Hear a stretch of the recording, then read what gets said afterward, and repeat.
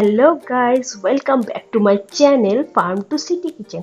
আজকে আমি শেয়ার করতে চলেছি পাঙাশ মাছের আলু দিয়ে ঝোল, যেটা আমি আমার ভিলেজ কিচেন মানে গ্রামের যে কিচেন হয় সেই কিচেন থেকে শেয়ার করতে চলেছি। এই মাছের ঝোলটা জাস্ট অসাধারণ খেতে, পাতলা করে ঝোল হয়, তোমরা নিশ্চয়ই ট্রাই করতে পারো। আর এইটা বানানোর রেসিপিটা চলো এবার আমরা দেখে নিই। প্রথমেই দেখো আমরা মাছটাকে কেটে নিয়েছি। এবার এটাকে ধোয়ার জন্য আমরা জল গরম করব। জল গরম বসিয়ে দিয়েছি। জলটা গরম হলে এরপর এই গরম জলটা দিয়ে আমরা মাছটাকে ভালো করে ধুয়ে নেব, যাতে ওর মধ্যে কোনো আষ্টে গন্ধ না থাকে। এরপর মাছের মধ্যে একে একে লবণ আর একটু হলুদ গুঁড়ো দিয়ে মাছটাকে ভালো করে গরম জল দিয়ে ধুয়ে নিতে হবে, যাতে ওর মধ্যে কোনো আষ্টে গন্ধ না থাকে। চলো এবার মাছটাকে ধুয়ে নেওয়া যাক।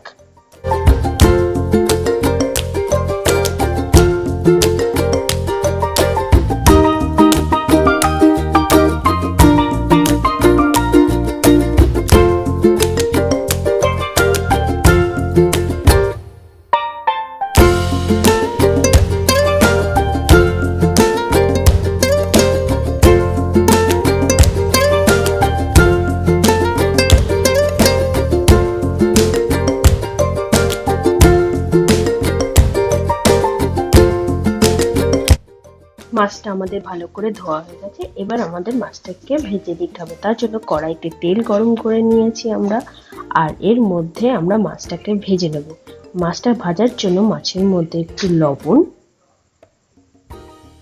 আর একটু হলুদ গুঁড়ো দিয়ে মাছটিকে মেখে ভালো করে ভেজে নিতে হবে।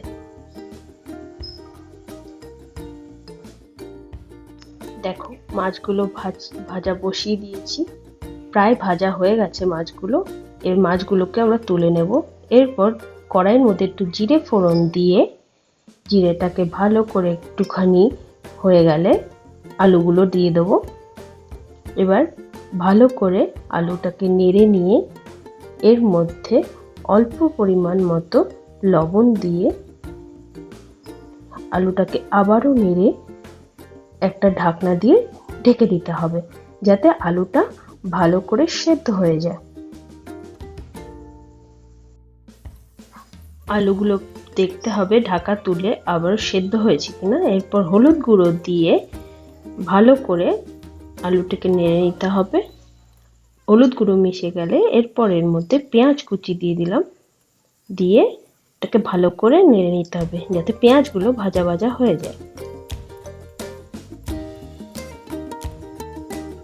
এরপর আলুগুলো একটু ভাজা ভাজা হয়ে গেলে এর মধ্যে আদা জিরে বাটা আর লঙ্কা বাটা দিয়ে ভালো করে নেড়ে নিতে হবে।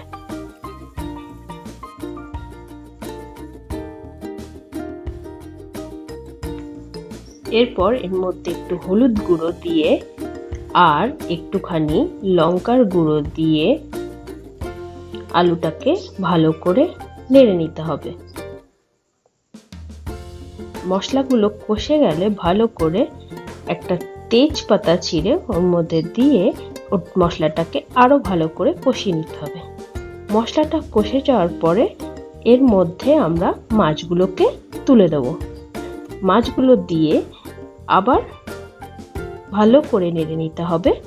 নেড়ে নিয়ে যখন মশলাগুলো মাছের গায়ে লেগে যাবে, ভালো করে মাখা মাখা হয়ে যাবে, তখন আমরা এর মধ্যে একটু গরম জল দিয়ে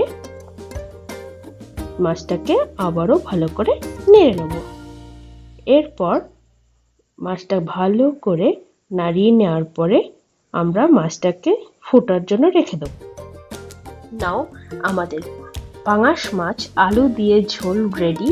একদম পাতলা ঝোল, এটা গরম ভাতের সাথে জাস্ট অসাধারণ লাগে।